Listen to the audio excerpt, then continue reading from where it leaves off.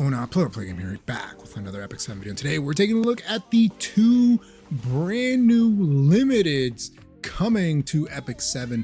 We're taking a look at Ed and Roy. We're gonna see whether or not they're gonna be worth the pool. Hopefully, no pity, right? No pity, gang. But hey, we save just in case. So let's take a look at Ed's stats.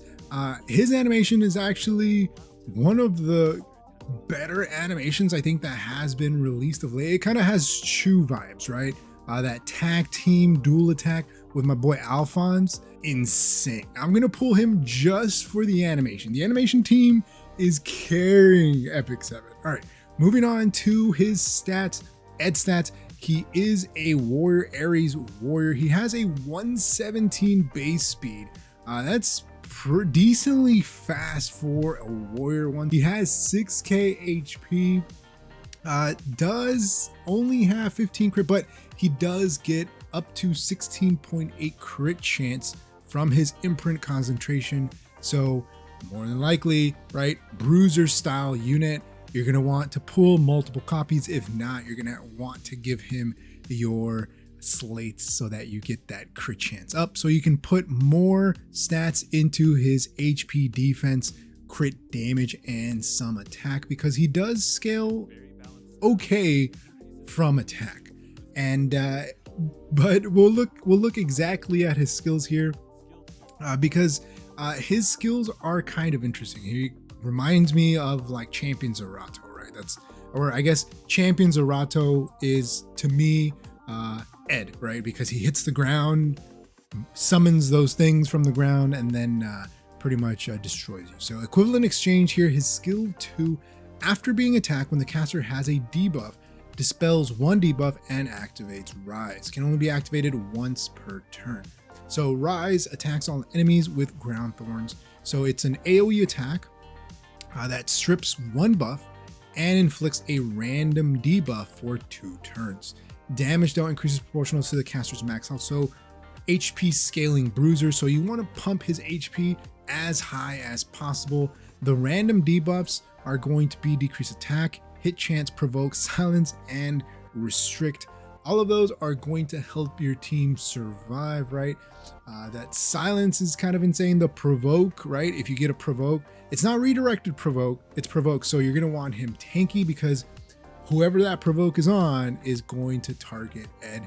And you know, his damage isn't going to be insane, I don't think, but I think he's going to be a pretty good bruiser, because if you bring him into debuffs, right, that's kind of the thing, he's only going to dispel one debuff. Keep that in mind. They show us the example here. So Para goes, right, Para, he cleansed the restrict, right? He cleansed the restrict here. Let's go back just a little bit. So cleanse the restrict, and then it hits random debuffs. So the damage here is not insane. If you take a look at this damage, it's pretty bad, right? But if you take a look at the enemy team, they're pretty much controlled, right? Because there's no damage coming out of these units. They have no cleanse except for that Dilibet. He attacks the Dilibet, she counters him, silences him, and then he hits her with the S2. Not insane amounts of damage, right? Not insane amounts of damage for an HP scaling bruiser, but it also depends on what type of HP pool they're running, right? His S3 here, I'll show you our difference, is going to be his main damage dealer. So I think the S1, the S2 are just, you know, a little bit of chip damage, a little bit of support, right? He is a bruiser, chip damage. You want him to be able to survive.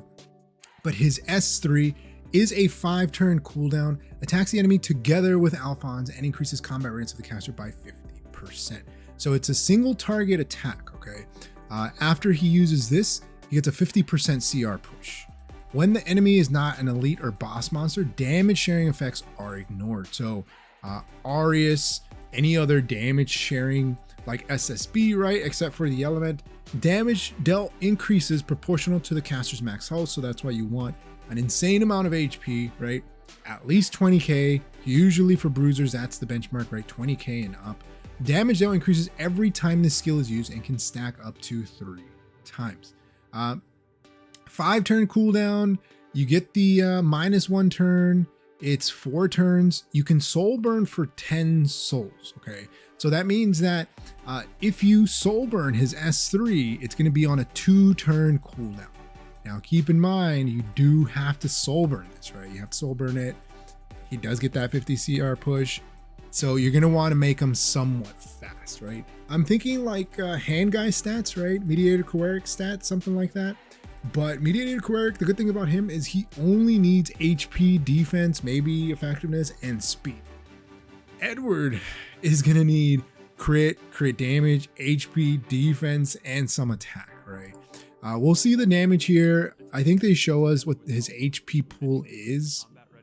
So we'll see the type of damage that he does. Remember that this can stack up to 3 times. So they have him at 18k HP with some injury. So let's say they had him at what, like 20k HP, right? So with 18k HP, do they show us the stacks here? He did 9k damage on a Bellion. He had attack buff too. So not what we expected, right? He did crit. He did have attack buff. Maybe that was stack 1. Could be stack 1, right? Stack 1, 2, and 3. So again, he's going to get better as the battle carries on. But at the same time, are you going to survive long enough to get it off 3 times, right? Get the S3 off 3 times. His skill 1, I'll take you on. Attacks enemy with a transmuted blade and grants a barrier to the caster for 1 turn. Damage dealt and barrier strength increase proportional to the caster's max health. So for the most part, you could definitely build him on a counter set, right? He's giving barriers, but I mean, you're going to want to build him fast, right? You want to build him fast so that he can turn cycle that S3, because that's where his main damage is going to come from. We'll see the S1 here. He did 2.9k on the Bellion, so almost 3k on an S1. Not insane, right? Not crazy numbers, not crazy one-shot numbers, but overall, you know, does seem like a decent bruiser. Full Metal's Auto Mail. This increases critical hit chance by 10%. It is a warrior exclusive artifact, and then after an extra attack, increases critical hit damage by 8% and speed by 8%. Can stack up to 4 times. So I think that if you can pull at least 1 copy of this, I think you should be fine. I'm not all too crazy about this artifact. I do like that they have that built-in crit chance, right? So you're getting that no matter what. However, if you do want to fully limit break this out, it is going to cost you quite a bit to get lucky, hopefully, right? Or to have a lot of bookmarks. But for the most part, I mean, he looks cool. He's an Epic 7, or he's coming to Epic 7, so I'm definitely going to be pulling for him. We're also looking at Roy Mustang, his S3. When I saw his S3, I thought it was pretty good. You know, he just like explodes someone in the middle of that corridor, kind of crazy.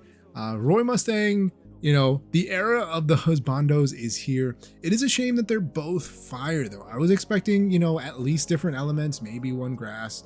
It would have made sense for Ed to be grass, not really fire, right?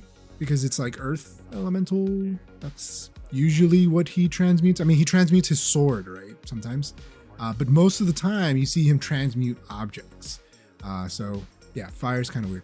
But let's talk about Roy. So his stats, he is a fire mage. His speed is 112. So he is on the slower end compared to Ed, which is 117 base speed. His HP is 4k. Attack is 1.4k, so pretty decent attack. Defense is, I guess, somewhat okay. He does have an imprint concentration, which is attack, which is not as much value, in my opinion, as the crit chance imprint. So I think that if you're going to pick up both and you have enough to maybe get multiple copies, you're probably going to be better off picking up multiple Ed copies because of the crit chance imprint, right? So we got skill number 2, Hero of Ishval. If you know, you know, right? At the start of the first battle, gains 40 fighting spirit and grants Flame Alchemist. Damage suffered in one attack does not exceed 70% of max health. So he can get one-shotted, right? Damage suffered in one attack does not exceed 70%. Flame Alchemist increases hit chance and attack by 20%. Flame Alchemist cannot be dispelled unless attacked by an ice elemental enemy. So here is his big thing, right? His big weakness is he is a fire unit and he has a condition where if he gets hit by an ice unit, he can't do what he needs to do. They put him up against the Chew, right? They put him against the Chew. I don't know why they did that. Let's see. You see his buff there.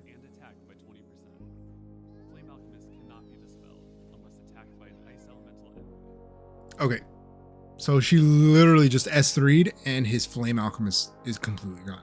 So that means that his chance of hitting any kind of evasion unit, right, goes down because he doesn't have that Flame Alchemist. Again, it's something I'm not too fond of, but Scorching Heat, his skill number 3, after increasing attack of the caster for 2 turns, attacks all enemies with a consecutive barrage of flames and grants Flame Alchemist to the caster. When there are 3 or fewer enemies, damage dealt increases with fewer enemies. So the more people that you take out, the stronger he's gonna get. He is getting his Flame Alchemist on his S3, which is Scorching Heat. He's getting Fighting Spirit. I'm weary of units with Fighting Spirit because as we saw with Summer Charlotte, you know, if they don't ramp up fast enough, it's not a good time. It's not a good time. Let's see the damage that he dealt. So he's at 8k HP, so probably glass cannon build. He does 12k on the Stene, 17k, almost 18,000 on the Violet, and 11k on the Ravi. Keep in mind, he does have Flame Alchemist, right? Giving him the ability to hit that Violet. And he also has attack buff. So without attack buff, he's probably still gonna kill, right? He's probably still gonna kill. So pretty decent damage. I think for sure, you know, GVG, he's gonna be really good because you can make sure that his Flame Alchemist never goes away. Here, Ignite, his skill number 1, he does get 30 Fighting Spirit here. He does get 1 soul, attacks the enemy with flames and increases combat readiness of the caster by 15%. When used on the caster's turn, if the caster is granted Flame Alchemist, activates Heat Wave instead of Ignite. So you're gonna want to S1 after the S3, right? That's what you want to do. Heat Wave attacks the enemy with a huge flame and increases the combat readiness of the caster by 30%.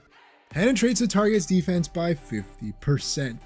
The skill does not trigger a dual attack. If you soul burn this for 20 souls, he gets another turn. 12k on the Heat Wave on that Arabi. I don't know, they like skipped his S1 on this one. They like showed us a different one. I mean, 12k, he did have attack buff, right? He had attack buff, he had Flame Alchemist. So 12k on an APOC Ravi, which right now is insanely tanky. That's not bad.